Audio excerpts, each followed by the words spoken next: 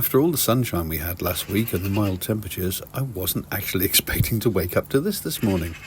But welcome to another week of miscellaneous meanderings, and welcome to Colganology.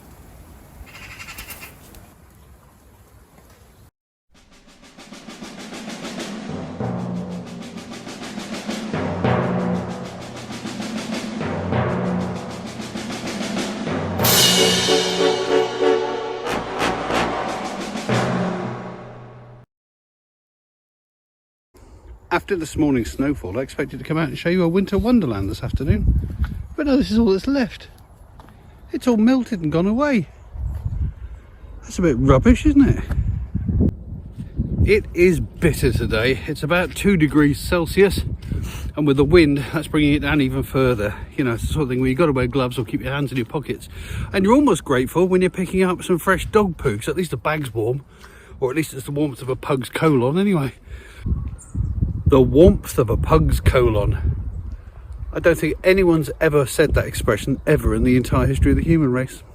But yes, it's not very nice out here. Hard to believe we were walking around the fields in the sunshine last week, and 2 weeks ago we were in t-shirts. It's just mad. That's November for you.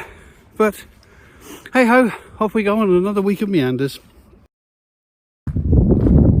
So yesterday, snow and ice. Today, beautiful sunshine and blue skies. What is going on with this weather? It's mad. Saying that though, if you think the blue skies and the sun is any indicator that it's warm, you're wrong. We've got a hideous north wind blowing down on us, and it's freezing out here, absolutely freezing. And the wind is dropping the wind chill even further. So I don't intend staying out in this too long today. But my word, it does look nice. They're on a different field today. A group of roe deer out there on the field. I don't know how close they'll let me get. I'll try sneaking up a little bit closer and see whether they bolt. When I get to the stage where their heads are up watching me all the time, I'll know that's when they've got to the edge of their comfort zone. Because if they're comfortable, they'll put their heads down and carry on feeding. If they keep their heads up, I know they're not comfortable and I'll stop at that distance. Right. This seems to be about as close as I can get without panicking them, because they're just not taking their eyes off me at all now. Yeah, but I don't want to upset them, so yeah, I'm going to turn around and go the other way now. Let them get on with their eating. But how lovely. Not a cloud in that sky, look at it. But my God, it's cold. I'm loving the sunshine, but my word, it's cold out here today. Bug doesn't mind, but he never minds because he's got 3 fur coats. In fact, he seems to love the cold, but I'm not quite so lucky. Yeah, alright for the pug, isn't it? I wish I had 3 coats. I mean, some could say I've got a fur coat. I mean, I'm certainly covered in hair. And a good layer of blubber as well, you know, which works for walruses, works for colgans. Well, it's just as bitter as ever today. And there's not a lot to report really from the meadows, from the fields, the woods, because nature's kind of going into shutdown now. The leaves are falling off the trees, the fungus has all but disappeared. It's icy cold with these winds coming down from the north. And as I say, there's not a lot to report. However, there will still be some content, because in a couple of hours' time, I'm heading into London for the annual Eccentric Club dinner. I have mentioned the Eccentric Club a couple of times on previous videos. It was a society that formed back in the 1780s for people who lived life their way. Of course, in those days that meant rich white gentlemen, but the point is, it was scientists, it was artists, it was all sorts of people who just believed that, you know, instead of sticking to the rules of how society expected you to behave, they should do whatever they want. Out of that group came some of the most innovative scientists and artists that Britain's ever produced.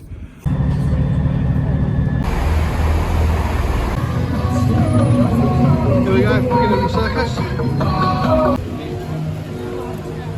Walking down towards Leicester Square.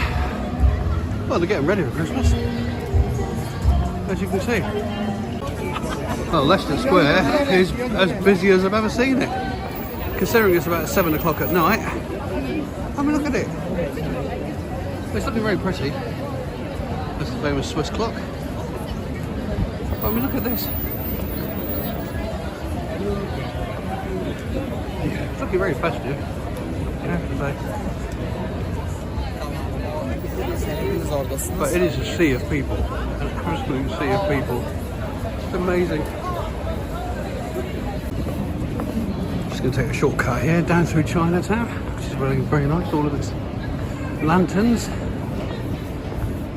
Oh, it always smells so amazing. I mean, it's like they pump Chinese fire spice into the air. It's amazing. I do like Chinatown. I think I've probably eaten in most of the restaurants down here over the last 40 years. I've got a lot of happy memories from this neck of the woods, because I used to walk around here when I was a young police officer in the early 1980s. So Theatreland, Soho, Chinatown, all the bookshops and I used to love it around here. Still do, never grown out of it. Harry Potter mania, still as strong as it ever was. So here I am in Cecil Court, about to visit one of my favourite bookshops, Watkins Books. Well, I might have missed it actually, they might just be shut. I am a bit late. Oh no, they are open. Big party there, Harry Potter fans all queued up, because of course this place was the inspiration for Diagon Alley. I really shouldn't come into this shop, ever. It's just glorious. Look at it. Look at it. An entire shop, 2 floors of occult books.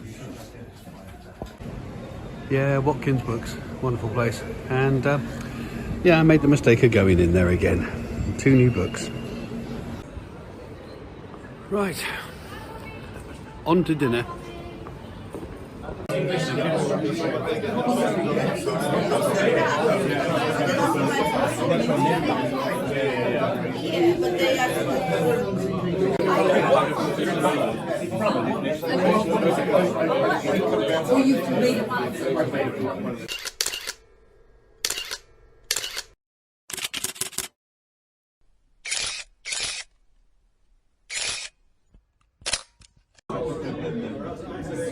Well, this has been a lot of fun, but I'm afraid the bow ties had to be undone now. It's all getting a bit warm, and I've eaten too much food, so I'm probably going to have to walk it off on the fields tomorrow. Yet again, nothing really to report, and it's icy cold. The wind has got up, and that's really increasing the wind chill factor, but I don't mind, because Mark Page, my friend the photographer, and I are going on a little road trip in a minute. Do join us.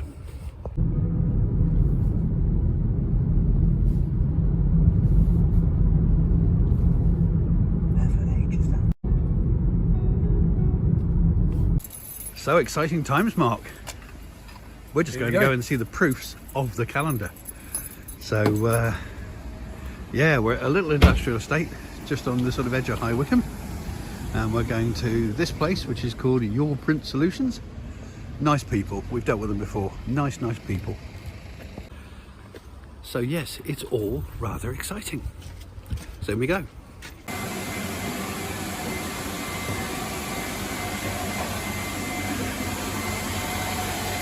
Here we go. Wow, indeed. Yeah, good. Have you seen it? No, I've finished it. Right, he's bringing it through. I love these places. So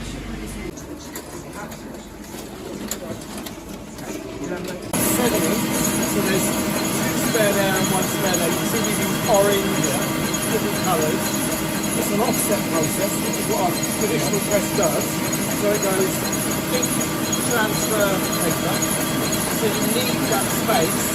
And because we've got a A3 sheet, we've got to have 2 A3 sheets on that, 2 A3 sheets on that, and 1 A3. So that's like 800mm, 800mm, and then down here, where it transfers it to the paper, we've got a blanket that's purchased. Wow. What's it say, Trev?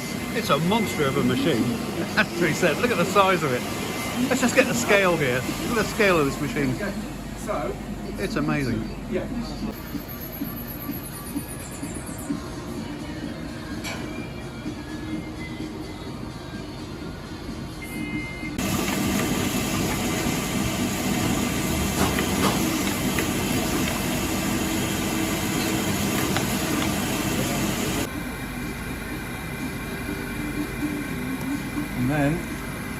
going 1, 2, 3. I think the colours aren't quite bright here. Yeah. Is that what you would expect? No, I would have thought it'd been brighter than that. Okay, all right. Well, That look at the was, image. yeah, Yeah. that's reasonably bright, isn't it? Yeah. It's bright. Yeah, bright. It might just be the image, because that's Yeah. reasonably bright as well.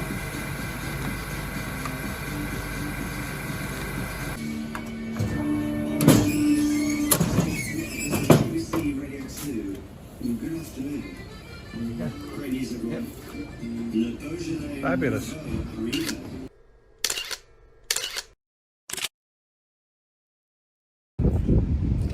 The weather has been completely mad this week. And don't get me wrong, I know the British are obsessed with talking about the weather, but I think there's something to talk about this week. It's been ridiculous. It started with snow and freezing cold mornings and days where we got down below 0 and maybe 1 degree was as hot as it got. And this is Celsius, obviously. But we had beautiful blue skies and sunshine.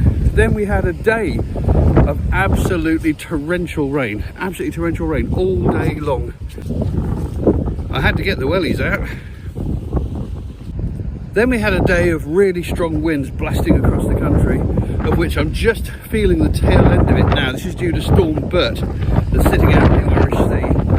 It's been blasting the...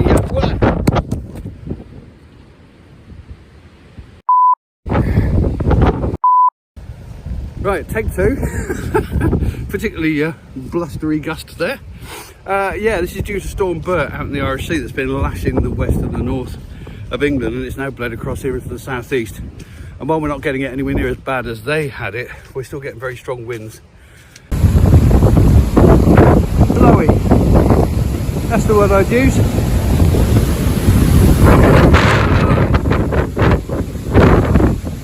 Good. You don't care though, do you, Pug? You don't care a bit. I decided to track down a couple of these little lanes because we've got lots of trees, blackthorn and larger trees beyond. They're actually keeping me out of the wind for 5 minutes. Dear Lord, it's blowy. But the temperature is ridiculously warm. It's like 17, 18 degrees, which is what you expect in the spring. I'm actually feeling slightly too hot in this jacket. Almost as warm, in fact, as a pug's colon. Here's the runoff from the field, and it's all getting clagged up here, I think, because of the leaves. I think we'll try and free that up a little bit. Hang on, see if I can do that with my stick. Hang on. Yeah, that is all leaves blocking this. Let's see what I can do here. That's flowing a bit better. Yeah, there we go. That's all running down this channel to the wildlife pond, and then beyond the wildlife pond it runs off through a drainage system down into a culvert and an area we know as the dip, which is where where I usually put my wild garlic in the spring, but it's the remains of the old riverbed when there used to be a river that ran down through here before the Victorians cut it off to provide water for their farms. Quick look at the wildlife pond. I had a feeling it would be so covered in leaves you wouldn't be able to see it, but no, it's doing okay. It's looking quite healthy. The plants seem to be doing okay around the outside. Oh, I'm so looking forward to the spring. Meanwhile, well, I think that's it for this week. A week of very weird weather, but it's also been a week of high spots as well, such as the calendar. Yeah, this is the one we picked up from the printers earlier in the week, and as you can see, it's a thing of joy. It's got all these lovely photographs celebrating the seasons and the solstices and the equinoxes, etc, etc, etc, and Mark's photographs are just absolutely amazing. And if you want one, watch to the end of this video and it shows you how. Great Christmas present. Bye bye. Wrong sign off. Toodle pip. And don't forget that our neo-pagan Wheel of the Year calendar is now available to pre-order. UK residents simply scan the QR code. Overseas customers email us at copa.artist@gmail.com and we'll try and work out the cheapest way of posting it to you. Thanks very much.